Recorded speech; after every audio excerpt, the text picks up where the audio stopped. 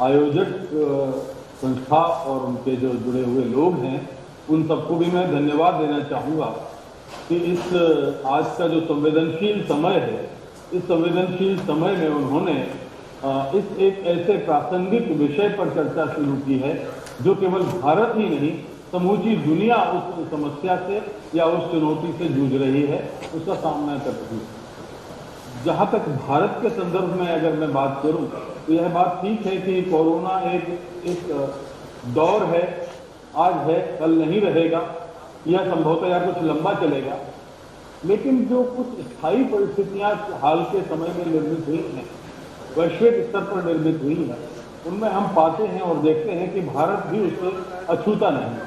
और जाहिर सी बात है कि वो आर्थिक परिस्थितियां हैं, वो आर्थिक चुनौतियां हैं, वो आर्थिक समस्याएं हैं जिनसे भारत जैसी बड़ा विशाल और विराट लोकतंत्र उससे इनका सामना कर रहा है। अगर हम बात करें तो भारत के दौर में, भारत के इतिहास में तो ये पहली बार ऐसा नहीं हुआ है। भारत की संपत्ति, भारत की दौलत, भारत का जो कहना चाहिए कि जो हमारी संपदा है वो सैकड़ों साल से बाहर जाती रही है और हर थोड़े थोड़े अंतराल के बाद भारत के लिए वो चुनौती खड़ा करती रही है। मैं कुछ पुराने 2-3 उदाहरण सुनाऊंगा, बताऊंगा। मैं ये देखिए, सबको हम सब ने वास्को डी गामा का नाम सुना है। करीब करीब 502 साल पहले वो हिंदुस्तान आया था और जब वो हिंदुस्तान से वापस लौटा था तो 60 जहाजों में जितना वो उसका खर्च हुआ था उससे 60 गुना ही प्रॉपर्टी लेके लौटा था। इतनी कमाई करके 502 साल पहले लौटा। जब 1757 में रॉबर्ट क्लाइव ने प्लासी की जंग जीती और जब उसके 3 साल के बाद 1760 में जब वो ब्रिटेन गया तो वो अपने साथ इतनी दौलत लेके गया कि सारी जिंदगी उसको उस समय 40,000 पाउंड सालाना कमाई होती रही। तो हमारी आर्थिक स्थिति उस समय इतनी संपन्न थी कि इस तरह के जो छेद हैं हमारी इस व्यवस्था में, अर्थव्यवस्था में लगते रहे, होते रहे, हमारी दौलत, हमारी संपन्नता जाती रही, लेकिन हमारे स्थिति पर आंच नहीं आई। हमारी स्थिति पर आंच कैसे आई? हमारी स्थिति पर आंच आई तब जबकि हमको बहुत ही षड्यंत्र पूर्वक निशाना बनाया गया। मैं आपको बताऊं, 1757 यानी करीब 250 साल पहले भारत का जो कपास था, भारत का जो सूत था, भारत का जो कपड़ा था, उसने समूचे यूरोप की आर्थिक स्थिति चौपट कर दी थी। और उस समय हाल ये था कि हम भारत के बने हुए कपड़े को लोग पसंद करते थे और तब जाकर के सारे यूरोप के देशों ने भारत के कपड़े पर, अपने आयात पर पाबंदी लगा दी, निर्यात पर जो है टैक्स फ्री कर दिया, आयात पर 400 गुना टैक्स बढ़ा दिया। और तब 1760 में लंदन में एक अंग्रेजी महिला, गोरी महिला के पास भारत का बना हुआ एक रुमाल मिला तो उस पर 200 पाउंड का जुर्माना हुआ।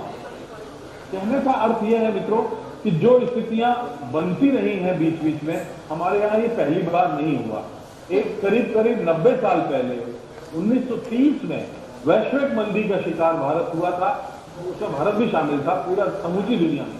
लेकिन भारत के साथ मामला ये था कि हमारे यहाँ एक तो आज़ादी की लहर बहुत तेज हो रही थी, लोगों ने अंग्रेजी सरकार के साथ मदद सहयोग करना कम कर दिया था, बंद कर दिया था।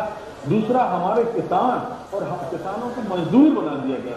तो जो हमारी अर्थव्यवस्था की रीढ़ थी, जो खेती थी, उस खेती से भटक कर हमारे किसान अंग्रेजी फौज में शामिल हो गए या वो मजदूर बन गए। और इसका उदाहरण ये है कि उन्हीं दिनों कोयम्बटूर में का जो जिला कलेक्टर था, उसके पास हमारे कुछ किसान गए और उनसे लगान माफ करने की बात कही।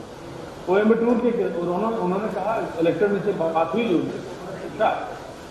कि आप जो है कपास क्यों नहीं उगाते, आप गेहूं क्यों उगाते हैं?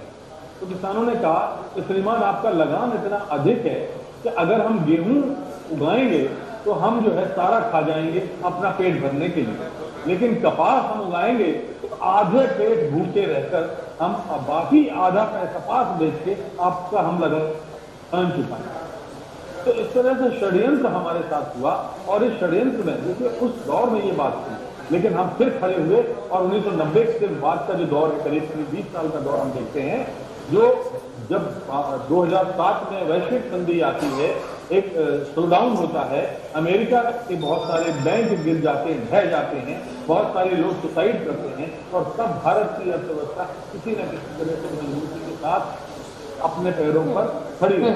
तो हमारे कहने का मतलब मेरे ये गरिमा जी मुझे बताइए कितना वक्त आप मुझे दे रही हैं? सर आप बोल सकते हैं, सर आप कहिए अपनी बात।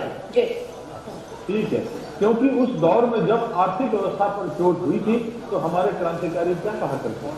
हमारे क्रांतिकारी उसका उत्तर इस भाषा में देते थे कि इश्क का नगमा जुनू के ताज पे गाते हैं हम, अपने गम की आग से पत्थर को पिघलाते हैं हम, और जाग उठते हैं तो सूली पर भी नींद आती नहीं, और वक्त आ जाए तो अंगारों पे सो जाते हैं। वक्त जो ये भावना जब थी, लेकिन क्या हुआ कि आजादी के बाद हमने अपनी इस व्यवस्था को, अपने चरित्र को क्यों नहीं हम बना के रख पाए? उसमें एक कंसिस्टेंसी क्यों नहीं आई, एक स्थायित्व क्यों नहीं आया?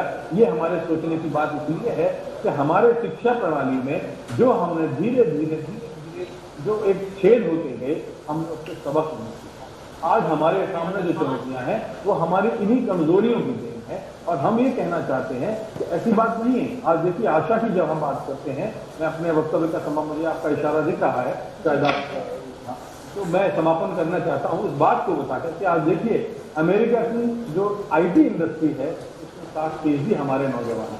अमेरिका का कौन सा शहर ऐसा है जहां पर भारत के डॉक्टर नहीं है? अमेरिका के कौन से ऐसे शहर में जहां भारतीयों ने उद्योग नहीं खड़े? यूरोप का कौन सा देश ऐसा है जहां पर भारतीयों ने अपने उद्योग नहीं लगाए? तो जब हम दुनिया के देशों में जाकर उनकी अर्थव्यवस्था मजबूत कर सकते हैं, तो हमारी अपने देश की अर्थव्यवस्था को मजबूत करने से हमें कौन रोक सकता है? तो आगे सवाल जवाब होगा जब मैं इसको और विस्तार से बताऊंगा। मुझे लगता है कि इस बात के साथ मैं समाप्त करना चाहूंगा। शैलेंद्र ने एक कविता लिखी है कि तू जिंदा है तो जिंदगी की जीत पर यकीन कर, अगर कहें स्वर्ग तो उतार ला जमीन, हजार वेश धर के आई मौत तेरे द्वार पर, मगर तुझे न छल सकी चली गई वो हार। कभी तो होगी इस चमन पे भी बहार की नजर, तू जिंदा है तो जिंदगी की जीत पर यकीन। धन्यवाद।